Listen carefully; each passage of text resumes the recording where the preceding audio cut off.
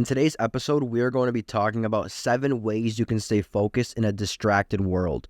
Let's face it, so many of the things in today's day and age distract us. Things like social media, other people. So I'm going to share with you guys 7 ways you can help yourself stay more focused.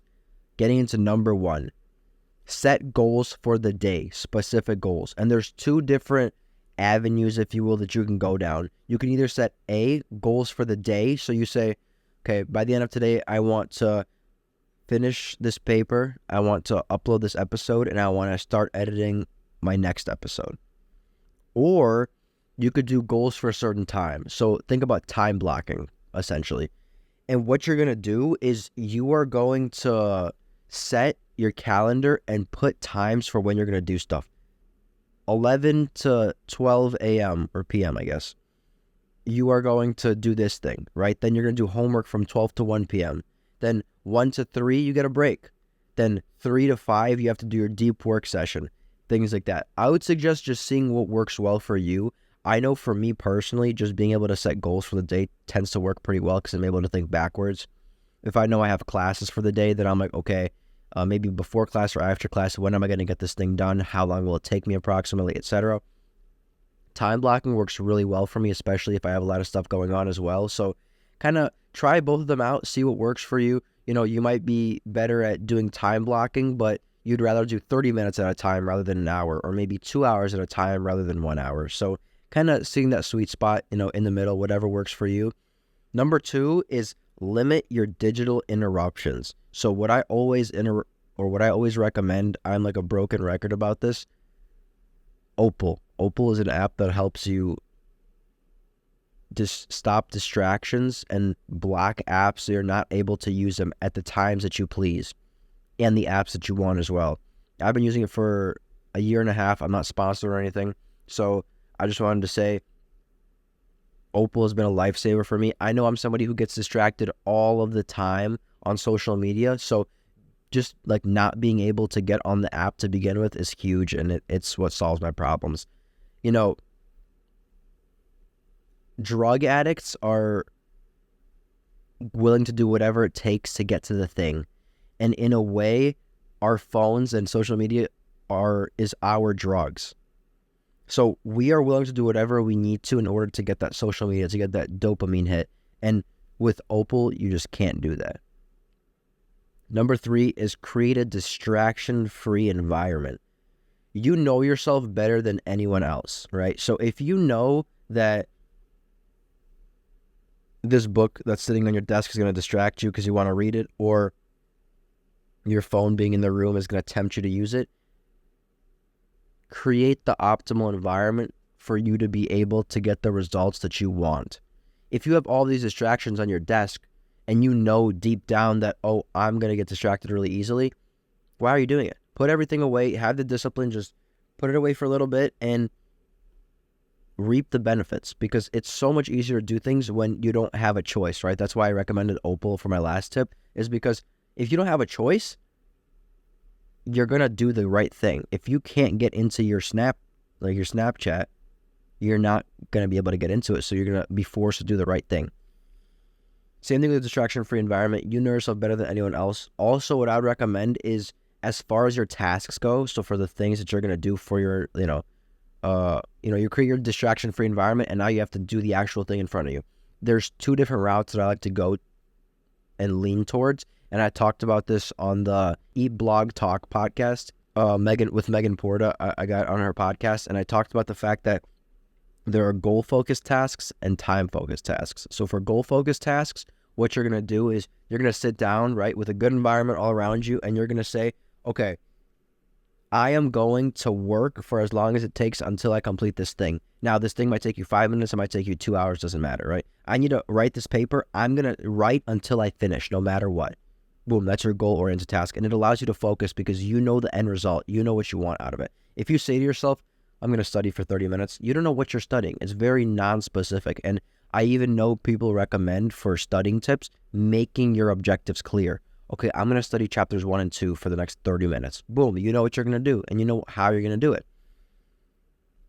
Goal-focused tasks are good for things, in my opinion, that are something that is urgent and needs to get done. But what I like to do personally is time-focused tasks. So rather than say, I'm going to work until I get this done, you say, I'm going to work on this thing for an hour. No matter what, I'm just going to keep working on it. And things actually typically take shorter than you think they do for a lot of things, especially when you're somebody who procrastinates a lot. You don't realize how much work you can really get done in a certain amount of time. So with that being my point, you will set a limit like 1 hour for doing your homework and you'll get it done in 20 minutes. But the good thing about this is you still have 40 minutes to do something related to that. That's the catch.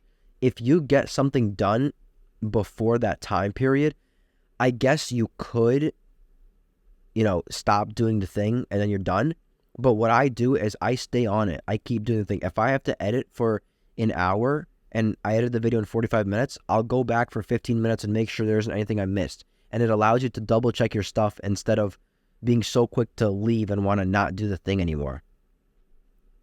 My fourth point is when, and like in bold, underlined, when you get a thought to do something else, write it down.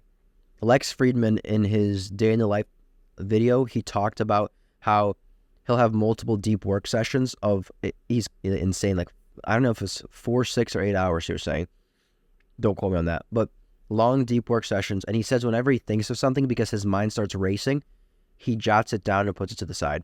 And I think the biggest thing is people just want to make sure, like, for me, I know when I'm doing something and I get a thought, I just want to make sure I don't forget it. That's why I want to do it right away, right? I'm doing my homework and I'm like, oh my God, I need to text, I don't know, my mom. So I go and text her because I don't want to forget it. And, it's just going to be tough. I'm going to end up not doing it. She's going to get mad at me, etc., right? But write it down on the side so that it's there. You're not going to lose it. It's on the piece of paper, but it's not going to distract you for longer than it needs to. Oh, I need to do this thing. Write it down. Boom. Keep doing your work. It's good because it gives you a backup to fall under. If you don't remember what that thing that you wanted to do was, you're like, oh wait, I wrote it down while I was trying to do my homework, or while I was doing my homework. My fifth point, which is very interesting, is in Andrew Huberman's 57th episode titled Optimizing Workspace for Productivity, Focus, and Creativity. He said, it will take about 6 minutes to settle and to work and focus. Unless you are very stressed or excited about something, don't expect to be immediately focused the moment you sit/stand to work. I thought this was so cool because it goes to show that when you go to sit down to do the thing and you're bored because, you don't want to do it, it's normal. You're supposed to be bored. You have to allow yourself time for your brain to adjust and actually want to do the thing. And for you to want to do the thing, you have to just do it. Because once you're doing it and you realize this is your fate, like you have to do it whether you want to or not, you start to kind of get into it and you're like, oh, okay, I want to understand this. How is this working? What could I do about this, etc., from a homework standpoint, for example, but for anything. And it's important to know that because focus isn't something that's just going to be there right away unless you are extremely excited about something, with which chances are you're not struggling to focus with things that you're excited about, right? It comes naturally. But when it comes to things that aren't natural, you need to understand how to utilize this idea of waiting 6 minutes, and more specifically, doing the thing for 6 minutes before you expect to be excited about doing the thing or actually want to do the thing to begin with. Number 6 is destimulation. So this kind of works on my last point here. A lot of people go from scrolling on TikTok, which is something that, you get a lot of dopamine from doing 15-second videos you scroll, 15-second videos you scroll. Your brain is so active when you're watching those things, to something that's so much lower down, which is doing your homework, right? I'm just giving this as an example. Or doing something you don't want to be doing. There's a period in between that you need to adjust to in order to have this focus, right? Going from TikTok to homework is so hard because it's from dopamine to boring. It's from, oh my God, this video is so funny, this is awesome, to, well, now I have to do my, Calc 3. It's like, why would I want to do that? You don't. So what you're going to do is use this idea of how excited you are from a baseline to do something to your advantage. So you're very excited about TikTok. You're watching videos you love. And then you have to go down all the way to do something that's homework. So you're going to have a hard time focusing. Rather than doing that, I want you guys to have a transitionary period, which is what Andrew Huberman talks about in his episode as well, where you get prepared to do the homework. You get excited about it. Now, whether this is destimulizing yourself, which in my experience would be just staring at a wall, seriously, this works so well. I did this. I used to do this for 2 minutes at a time, and it worked wonders. If you stare at a wall, that is the most boring thing you can do. Anything after that is exciting. So going from TikTok to homework is hard, but going from TikTok to homework, going from TikTok to looking at a wall to homework is a lot easier. And you begin to get excited. Sorry, I can't speak. You begin to get excited about these things because you're so bored of the time that you're staring at the wall that you're like, all right, give me something. Give me some stimulation. I'm just like, nothing's happening. And I think we're so busy in today's day and age with social media that we're not used to this feeling of doing nothing, right? We're always trying to do something, trying to be as productive as possible, that this seems like it's a waste of time. But the reality is trying to do your homework is going to be a waste of time because you and I both know you're not going to do it. You're just going to keep procrastinating. And the last point that I have, my 7th way to stay focused, is starting small. With all of these techniques, no one expects you to go from being distracted to having 5-hour deep work sessions. Prepare for it, but be nice to yourself, right? If you need to have a 5 to 10 minute deep work session, do that, right? If you need to have a 15 to 30 minute break also, give yourself that. But make sure you're doing the thing. Hold yourself accountable, stay disciplined. And again, 15 to 30 minutes is better than 30 to 60 minutes of unfocused work. Actually, put your head down, get ready to do it, and do it to the best of your ability, right? Have some integrity about it. If you're going to do it, just do it good. So that way, not only did you do the thing, but in your mind, you have that proof that you were able to do the thing even when you didn't feel like it, but you did it anyway, which I think is super, super important. This has been 7 ways that you can stay focused in a distracted world. Thank you so much for listening. I'm your host, Elon Gelfand. Make sure to leave this show a 5-star review, or if you're on YouTube, subscribe. Thank you so much. I'll see you next Tuesday.